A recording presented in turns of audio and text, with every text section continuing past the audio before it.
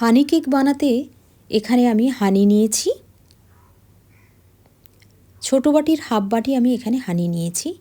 আর dry fruits আমি 1 বাটি নিয়েছি।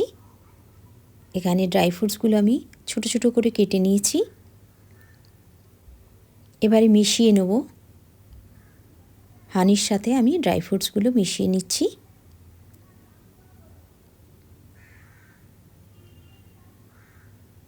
আর একটা কমলা লেবু নেবো না, আমি হাফ কমলা লেবু নেব। 6-7টা কোয়া আমি ছাঁকনির সাহায্যে এইভাবে চেপে চেপে রস বার করে নিলাম।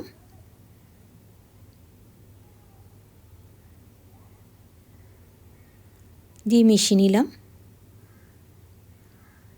আর 1 বাটি আমি সাদা তেল নিলাম। এবারে আমি হাফ বাটি গুঁড়ো চিনি এখানে নিলাম।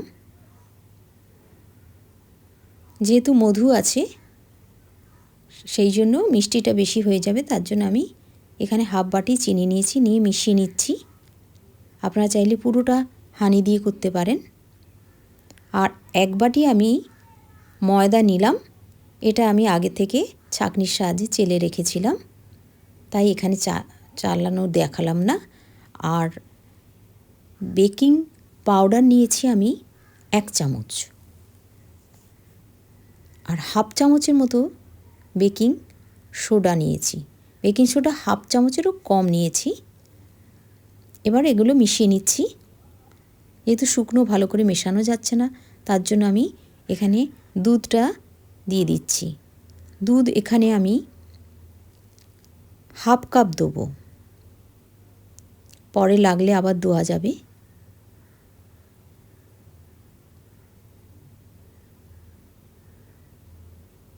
এরকম একদিক থেকে ঘুরিয়ে ঘুরিয়ে আমি ব্যাটারটাকে রেডি করছি। একদিক থেকেই ঘোরাতে হবে। দেখুন এইরকম থিকনেস হবে। এবারে আমি যে পাত্রে কেকটা বানাবো সেটাতে আমি ঘি ব্রাশ করে নিচ্ছি। আপনারা চাইলে বাটার দিতে পারেন, কিন্তু ঘিয়ের গন্ধটা বেশ ভালো লাগে, তাই আমি ঘি ব্রাশ করে নিলাম। এবারে ব্যাটারটা ঢেলে দেবো এর মধ্যে। এইরকম থিকনেস থাকতে হবে, বেশি ঘনও নয় আবার বেশি পাতলাও নয়।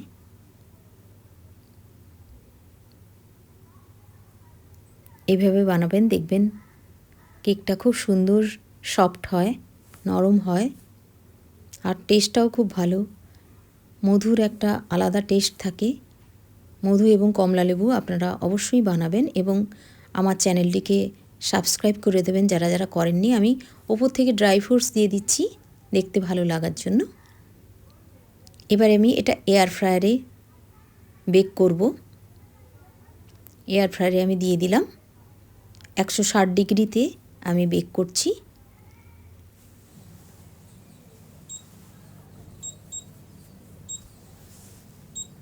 এখানে আমি 25 মিনিট বেক করব।